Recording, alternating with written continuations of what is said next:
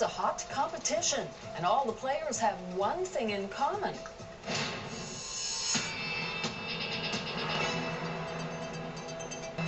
Welcome back to Here and Now. Top competitors from all over Canada are in St. John's this week for a unique darts championship. Here and Now's Chrissy Holmes explains. This might look like any other national darts competition, but there is one major difference. All of the players here are deaf. And you might wonder why the hearing impaired would need their own league. But when you look a little bit closer, you start to understand why.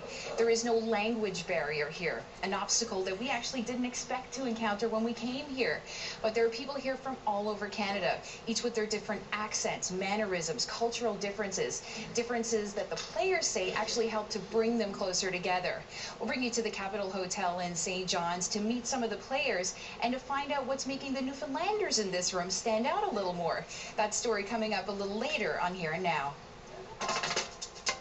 Darts match? We'll take you to the Capitol Hotel in St. John's to show you what it's all about. Coming up on Here and Now.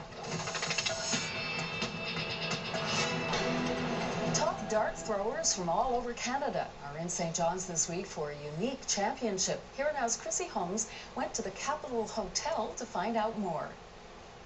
Newfoundlanders really like their darts, a sport you can play with beer, buddies, and bullseyes. But these sharpshooters came here from all corners of the country to compete for one of the top sports titles in the deaf community, the National Deaf Darts Championship. Darts is a fantastic deaf sport. It's probably a top deaf sport. And in case you're wondering why that is, sometimes it's difficult when you're playing with a mixed league of deaf and hearing. You know, but at least this way, there's no barrier because we can all just chat freely. And if you've ever wondered what it's like to feel impaired, try going into a room full of talkative deaf people. That's why the organizers hired interpreters. But even the interpreters have trouble translating the Newfoundland accent. Maritime Sign Language here in the Atlantic provinces, it'd be Newfoundland, Nova Scotia, that New Brunswick PEI, and then you have, you know, Ontario signers, and they definitely sign their own way. So what makes the language so different? Players say it's culture, attitude, and mannerisms, things that all translate in sign language.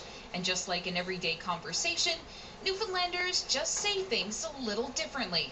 So you can sign arrive like that, and that would be MSL, Maritime Sign Language, and then the rest of Canada would say arrived. So it would be signed that way. It's not just the accent or the red shirt that's making this Newfoundlander stand out.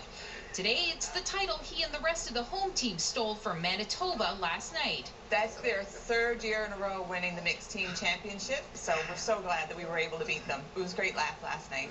But Burton says the laughs aren't over yet. That's when he passed the reporter a few darts to throw around. The National Deaf Darts Championship may be wrapping up tomorrow, but next October, the World Championship will be here, bringing players from over 40 countries and languages to experience darts the Newfoundland way, accent and all. Chrissy Holmes, CBC News, St. John's. Well, there's a new Walmart in the city, and it's opened its doors just across the road from where it used to be.